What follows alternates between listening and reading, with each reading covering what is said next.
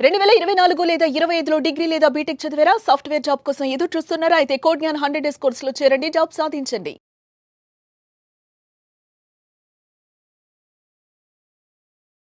నమస్కారం శ్రీ ఆచార్య అనంతకృష్ణ. నమస్కారం అండి. ఇందులో ఏం చెప్తున్నారు? మనకి రుద్రాధ్యాయంలో ఒక వాక్యం ఉందండి. ఒక ద్రాపే అందసస్పతే దరిద్ర నీళ్ళలోహిత. ఇంకొకసారి తెలుగులో చెప్పండి. అది రుద్రంలోనే ఉంటుంది. దాని తెలుగులో చెప్పడం, దాని మీనింగ్ చెప్తాను. ఓకే.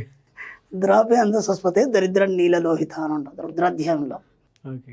ఒక అనువాకం. ఇక్కడ ఏం చెప్తున్నాడంటే, మనం చాలామంది ఉన్నాం. ఇప్పుడు మనం రిచ్గా ఉండాలనుకుంటున్నాం.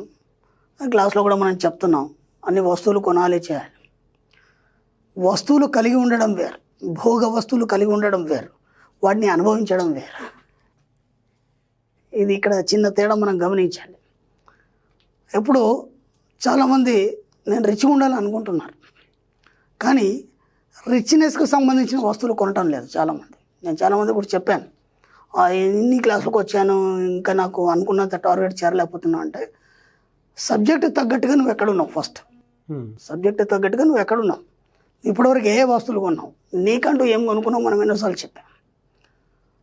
విచిత్రం ఏం జరుగుతుందంటే, నేను కొందరు కోటీశ్వర్లను చూశాను, నాకు అవగాహన ఉన్న వాళ్ళని కొందరు చూశాను. భోగ వస్తువులు, సుఖ వస్తువులు కలిగి ఉండడం వేరు, వాటిని అనుభవించడం వేరు. ఒక మంచి కాస్ట్లీ సోఫా కొన్నాడు ఒక అతను. ఓకే, దాన్ని రోజు ఏం చేస్తాడంటే తుడుస్తాడు, క్లీన్ చేస్తాడు, అంతే. దాంట్లో కూర్చోడు, ఎవరిని కూర్చొనివ్వడు. వచ్చిన వాళ్ళందరికీ దాని స్టోరీ చెప్తాడు ఆయన. ఇది అక్కడ నుంచి తెప్పించాను, ఇక్కడ నుంచి తెప్పించాను, అది ఫలానా మెటీరియల్తో తయారైంది, అది మన ఇండియాలో దొరకదు, దీనికి ప్రత్యేకంగా ఇన్ని రోజులు టైం తీసుకుంటుంది, దాని గొప్ప అంతా చెప్తాడు. కానీ నువ్వు దాన్ని అనుభవించినప్పుడు నీకు అది తీసుకొని లాభం ఏముంది, మీనింగ్ ఏముంది? అప్పుడు నువ్వు దాన్ని పూర్తిగా అనుభవించినప్పుడు, దాని యొక్క ఆనందాన్ని అనుభవించినప్పుడు నీ అంతరాత్మ బాధపడుతుంది, క్షోభిస్తుంది. అర్థమైందా? కాబట్టి నువ్వు ఏదైతే కొనుక్కున్నావో ఆ వస్తువు నువ్వు సంపూర్ణంగా అనుభవించాలి. కొందరు ఉంటారు, ఇప్పుడు ఒక బైక్ కొన్నాడు, లేదంటే ఫ్యామిలీ కోసం ఒక బండి కొన్నాడు, ఎప్పుడు దాన్ని తీయరు. ఎప్పుడో ఒకసారి ఒక ఫంక్షన్కి వెళ్ళడానికి మాత్రం దాన్ని తీస్తారు. ఒక కారు కావచ్చు, ఒక వెహికల్ కావచ్చు, ఏదైనా దాన్ని రెగ్యులర్గా యూజ్ చేయరు. అది ఎప్పుడు షెడ్లోనే ఉంటుంది. అది దాన్ని రోజు తుడుస్తాడు, మళ్ళీ రోజు తుడుస్తారు, రోజు నీట్గా, ఎందుకంటే డస్ట్ పడితే పాడైపోతుంది. అది ఒక దినచర్యగా పెట్టుకుంటాడు. మీనింగ్ ఏముంది? అది దేనికోసం కొన్నావు నువ్వు? దాన్ని అనుభవించడం కోసం కొన్నావు, అవునా కదా? దాన్ని అందులోనే పెట్టేసి ఒక ఫంక్షన్ ఉన్నప్పుడు మాత్రమే దాన్ని బయటికి తీసావనుకో, దాని విలువ ఏముంది? దాన్ని అనుభవించండి. ఒక వస్తువు కొన్నారు, దాన్ని అనుభవించి దాన్ని పక్కన పెట్టండి, ఇంకోటి కొత్తది కొనండి. ప్రతి ఇయర్ మీకు అడ్వాన్స్గా కొత్త కొత్త వస్తువులు వస్తుంటాయి. ఒకటి పాత మోడల్ పైన కొత్త మోడల్ వస్తుంది, అది పడేసి మళ్ళీ కొత్తది కొనండి. కానీ నువ్వు రిచ్ అనేది నీకు తెలుసు, పబ్లిక్ చూపించడానికి ఏదేదో తీసేసుకుంటున్నావు, కాటిని వాటిని నువ్వు అనుభవిస్తలేవు. అవును. ఇక్కడ నీ లోపల ఆ పిసినారు అలాగే ఉన్నాడు, ఆ దరిద్రుడు అలాగే ఉన్నాడు, బయటికి మాత్రం అందరికి చూపిస్తున్నావు. అప్పుడు నీ ఆత్మ క్షోభిస్తుంది. కాబట్టి వచ్చే జన్మలో నువ్వేమవుతావు అంటే దరిద్రుడిగానే పుడతావు మళ్ళీ. నిజమంటే ఇవన్నీ సబ్జెక్ట్లో ఉంటాయి కాబట్టి చెప్తాను, నేనేదో కల్పించి చెప్పడం కాదు. సబ్జెక్ట్ డెప్త్గా పోయినప్పుడు ఏమవుతుందంటే ఒక్కొక్కటి అవగతం అవుతుంది. ఎన్నో స్టడీ చేస్తుంటాము, ఎందుకంటే ఇంటర్నేషనల్ వైజ్ కూడా ఈ సబ్జెక్ట్ ఉంది కాబట్టి వాళ్ళు కూడా ఏం చెప్తారని నేను అబ్జర్వ్ చేస్తాను.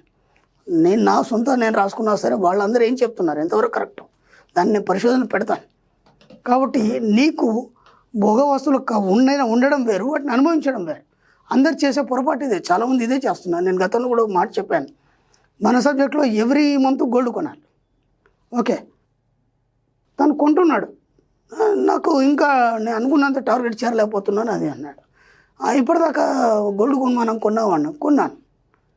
ఏం కొన్నావు? చూస్తే ఒక రింగ్ లేదు, ఏం లేదు, బ్రాస్లెట్ లేదు, ఒక చైన్ లేదు, మరి ఏది అంటే, మీరు కొనమన్నారు కానీ అవన్నీ చేసుకోమన్నారు అని అంటాడు నాకు. అవన్నీ ఎందుకు కొన్నారు?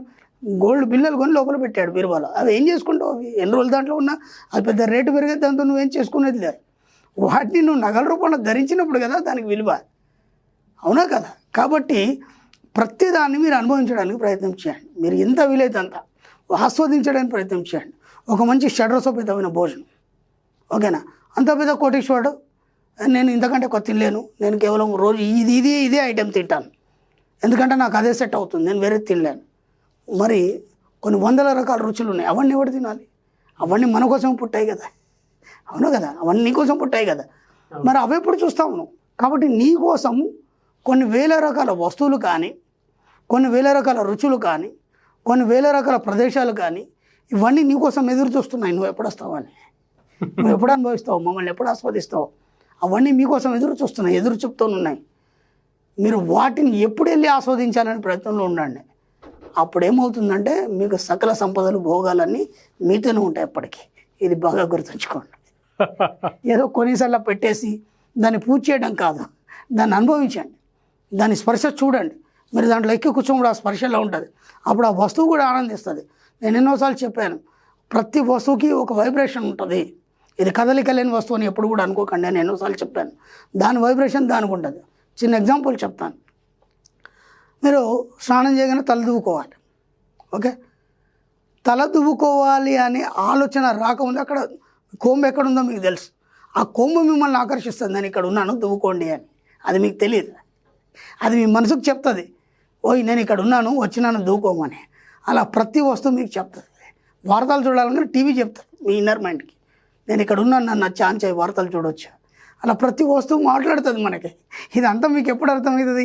ఇంతకుముందు మనం చెప్పుకున్నాం కదా, క్షమ, దయ, కరుణ, పంచతత్వాలు. ఆ ఇన్నర్గా మీరు ఎప్పుడైతే ప్యూరిటీ అవుతారో అప్పుడు ఇవన్నీ అర్థమవుతాయి. అన్ని వస్తువులు మాట్లాడతాయి మీతోని. నిజంగా అది చాలా అద్భుతంగా ఉంటుంది సబ్జెక్ట్. మీరు ఎంత డెప్త్ పోయినప్పుడు అప్పుడు ప్రతిది అవగాహన అవుతుంది మీకు. కాబట్టి ప్రతి వస్తువుని అనుభవించండి, ప్రతి రుచిని ఆస్వాదించండి.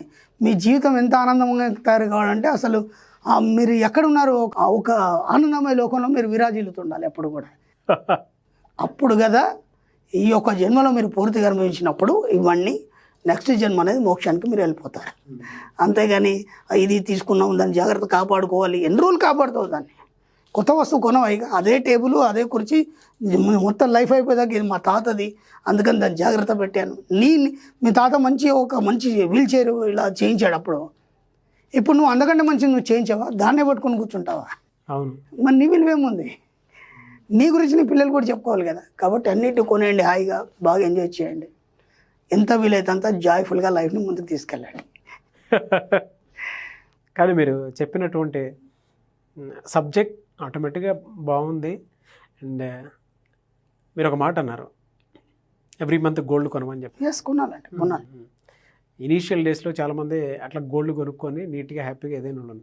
బట్ కరోనా తర్వాత ఏంటంటే నాకు తెలిసి వీడియోస్ గ్యాప్ ఎప్పుడైతే వచ్చాయో కొంతమంది అది గోల్డ్ కొనే విషయంలో కొంతమంది వెనక్కి వెళ్ళారేమో, మళ్ళీ దాన్ని తిరిగి మీరు నేను కరోనా విషయంలో నేను మెసేజ్ చూపిస్తాను నా వాట్సాప్లో. కరోనా టైంలో ఎంతమంది గోల్డ్ కొన్నారు చూపిస్తాను. ఆ వదిలిన 2-3 గంటల టైం ఉంది కదా పీరియడ్, 6 to 10 లోపలనే గోల్డ్ షాపులు తీశారు. ఆ టైంలో ఎంతమంది గోల్డ్ కొన్నారు నేను చూపిస్తాను మీకు. ఎందుకంటే గోల్డ్ రేట్ తగ్గింది కాబట్టి. కరోనా టైంలో కూడా చాలామంది కొన్నారు. ఎందుకంటే ఒకసారి మీకు కొనడం అలవాటు అయిపోతే ఆటోమేటిక్గా టయానికి మీకు డబ్బులు వస్తాయి, గోల్డ్ కొనేస్తారు. అందుకే ముందు అలవాటు చేసుకోండి అంటున్నాను నేను. కాబట్టి కరోనా వచ్చిందని ఎవరు భయపడలేవు, చాలామంది కొన్నారు గోల్డ్. అలాంటిది మా క్లాస్కి వచ్చిన వాళ్ళు అందరికి అలవాటు అయిపోయింది. అది 3-4 సార్లు క్లాస్కి వచ్చారు, ఇంకా నేను ఏం చెప్పే అవసరం లేదు, వాళ్ళే గ్రూప్లో బ్రహ్మాండంగా పెడుతున్నారు అన్నీ. కాబట్టి అలాంటిది ఏం లేదండి. మన సబ్జెక్టులో కరోనా లేదు, ఏం లేదు, కరువు లేదు, ఏం లేదు. ఓన్లీ సంపద, డబ్బు, సంపద, ఐశ్వర్యం మాత్రమే ఉంటుంది. చాలామంది క్లాసెస్ అయితే అడుగుతున్నారని, అంటే ఎప్పుడంటే అవకాశం ఉందని చెప్పి మేము కూడా అదే చూస్తున్నాం. గవర్నమెంట్ ఎప్పుడు చెప్తే అప్పుడు పెట్టేద్దామని మాకు హడావుడే ఉంది. ఎందుకంటే ఫస్ట్ ఎక్కడ పెడతారు సార్, ఏపీయా తెలంగాణ? రెండిట్లో పెడతామండి, రెండు ఒకేసారి పెట్టేస్తాం. రెండు ఒకేసారి అక్కడ ఓపెన్ అయింది అక్కడ పెట్టేస్తాం, ఇక్కడ ఓపెన్ అయితే 2 ఓపెన్ అయ్యంటే 2 దగ్గర పెట్టేస్తాం. ఒక వీక్ అక్కడ ఉంటుంది, ఒక వీక్ ఇక్కడ ఉంటాం. రాజమండ్రి మనకి,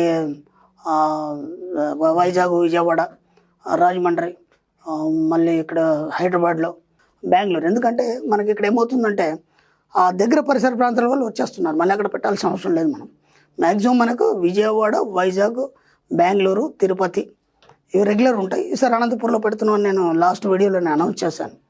ఫస్ట్ ఇప్పుడు అనంతపూర్ క్లాసే ఉంది మాకు, అనంతపూర్లో పెడుతున్నాం, హైదరాబాద్లో కూడా పెడుతున్నాం. మనకి ఇంకా ఆంధ్రప్రదేశ్లో మనకి రెస్ట్రిక్షన్స్ ఉన్నాయి. ఆ రెస్ట్రిక్షన్స్ తీసేశారంటే కరోనా పరంగా అక్కడ కూడా స్టార్ట్ అయిపోతాయి, అన్ని క్లాసెస్ స్టార్ట్ అయిపోతాయి. ఆల్రెడీ మనకి జూలైలో మనకి క్లాసులు ఉన్నాయి హైదరాబాద్లో, దానికి మీరు ఎన్రోల్ చేసుకోండి ఎవరైనా సరే. చాలామంది అడిగారు సార్ క్లాసెస్కి సంబంధించి, బట్ మంచి ఇన్ఫర్మేషన్ ఇచ్చారు అవగాహన కోసం అయినా సరే. అయిపోయింది, అన్నీ స్టార్ట్ అయిపోతాయి. కేసీఆర్ చెప్పాడు కదా అన్నీ స్టార్ట్ అయిపోయింది, మనకేం లేదని. అన్నీ స్టార్ట్ అయిపోతాయి, ఇబ్బంది ఏం లేదు. ఆంధ్రాలోనే కొద్దిగా అటు ఇటుగా ఎప్పుడు స్టార్ట్ అయితే అప్పుడు మొదలు పెట్టేస్తాం అంతే. Thank you sir, thank you so much T Acharya Anantakrishna Swami గారు. థ్యాంక్ యూ అండి.